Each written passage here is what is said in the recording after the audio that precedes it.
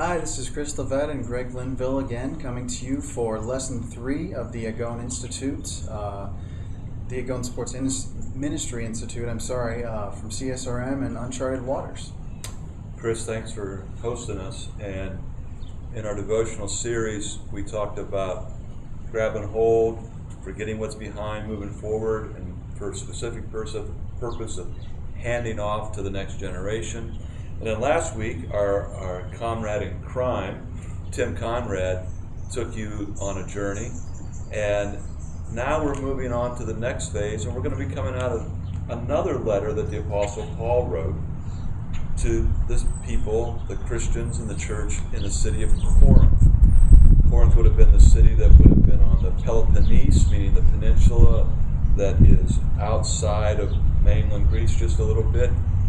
And Corinth was right on what was called the Isthmus. The Isthmus is that small strip of land that united the Peloponnesian Peninsula with mainland Greece. So he came out of Athens in mainland Greece, came to Corinth, ministered there, and years later he wrote to them.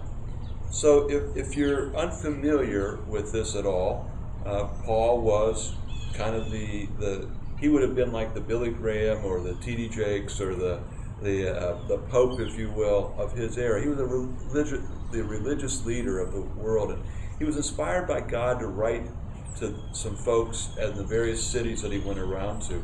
And Corinth was a city of very high decadence, very high level of evil, and the evil maybe not as bad as you might think in terms of brutality and murder, other things like that, but bad in the sense that it was hedonistic and people were just doing whatever they wanted to do, and certainly not living without a lot of purpose. And Paul now is inspired to write in this 9th chapter about how do you reach people that aren't even thinking about God. Which is why what you said in our last video about that sports gives us this great opportunity because people can relate to sports, and so we're going to try to do sports. You've had that personal experience. Yeah, growing up in a local church sports ministry was an incredible opportunity that I had. Greg actually was the leader of that local church sports ministry, and it built a foundation in my life and in my faith that still is consistent today. But the key takeaway there is that why was I there? Why was I in a church? Because I loved basketball and they had a basketball league. Without that basketball league, I would have never gone to that church and never had that foundation built. So we have this now as a living example, and in this 9th chapter, Paul is saying things like, although I'm free, I can do what I want. He said to the Jews, I became a Jew. To those under the law, meaning the Jewish law, I came under the law, and that I might reach those under the law. To the weak, I became weak, that I might win the weak, and on and on. So he's giving this philosophical foundation of that if we're going to reach people, we need to go to them and we need to be with them. And just get in there with them. And then, almost as a living expression of that, or an example of that, he transitions right out of 23, where he says, I do it all for the sake of the gospel, that I might share with them in its blessings. And then verse 24, he segues right away into a sporting metaphor. Yeah. Now, don't take this wrong, but we love Paul, but this is really God, because he inspired Paul. Yeah. And I think that that is really important to understand, that you're meeting people where they are. And our original example of doing that was Jesus. He always met people where they were. The woman at the well, the adulterous woman that the Pharisees wanted to stone, he came to where they were and met them on a level that they could understand and was able to speak to them because of that. So, now he's got this sporting metaphor. Do you not know that in a race all the runners run, but only one receives the prize? So run that you may obtain it. Now, over the course of the next couple of devotionals, we're going to break down this passage that we find in verses 24 to 26. But this 24 gives us the jumping off point, if you will, that all run in a race. Now, what's interesting is that this race, they run this race course, is in the original language stadio, where we get our word for stadium. So stadium is actually in the New Testament. And again, part of the reason that we're doing these devotionals for you as students is that as you understand these passages and you understand the words and the nuances and the metaphors, you're going to have an easier time to go do your own devotionals, your own teaching and preaching and counseling and relating with the people that you're doing sports ministry with. So that's why we encourage you to get into the original Greek, look at this and understand it, so you have what you need, as we said last time, to pass on to reliable, trustworthy people. Okay, so back to this. The stadio is this race course. And the word for run there is trexontes. And this is a word that he uses all the way through this in many ways and in many forms. And that this is, again, the word that would have been understood in Corinth, because Corinth had a very strong athletic community. In fact, it was the center of the Greek games in the first century.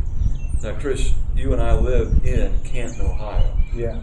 And I believe it is starting next week. There's a big event there. What's that big event? The Pro Football Hall of Fame. Pro Football Hall of Fame. Enshrinement ceremony. And you grew up there. You came up right off the streets of Canton. Did you ever know anything about football? Yeah, I know a thing or two. It's kind of been a large part of my life. It's one of my favorite sports. I've never actually played. I guess maybe I value my concussion ratio too much or something. But no, it's something that's definitely been ingrained, specifically in the Canton area. I mean, there's actually a city close by that I don't particularly like called Massillon, because we have a little bit of a rivalry. Sorry, all you Tiger fans. But they actually, every male baby that's born, they give them a little football in the nursery, in the hospital. And so this is very much in our setting. We're in the so-called shadow of the Hall of Fame, and football permeates our culture. That's what it was for first century Corinth. You can still go today, and in some of the other lessons that I'll be teaching, not necessarily the devotionals, but some of the lessons, I'll show you the picture of these buildings where you can still see a beautiful mosaic floor in ancient Corinth that has been preserved to this very day.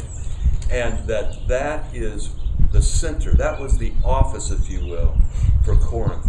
And so what we're trying to communicate in this first segment here of this passage of 1 Corinthians 9 is that as you are passing this on, you're going to get a sense from this that sports is relevant to the culture. It's reached people like me, a coach reached me, Chris is reaching others as a coach. And we have this great opportunity to do what Paul did. What does he say in the first few verses here of the chapter? He says, I reach all these people, I become like them, I go to them, I become like them. So what? So that I might reach some of them. And then how do I do it? Here's this athletic passage that we're going to break down more in the future. But Chris, I think that's the basic essence of where we're at right now. Sports ministry, you're taking a sports ministry course through the Agone Institute so that you can learn better ways, in a very significant way, of how to reach people for Jesus Christ through sport. Yeah, and I think another way to set this in my mind, because I know I'm a little bit more of like an analytical, financial type of person, is sports in America specifically is a multi-billion-dollar industry. So almost everybody you're going to run into has played a sport or watched a sport or likes some sport, whether it's basketball, baseball, ultimate frisbee, just anything and everything that you can think of, and there is people are putting their money into it. So like I said last time, sports is something that transcends everybody. More people watch the World Cup than any other sporting event on the planet.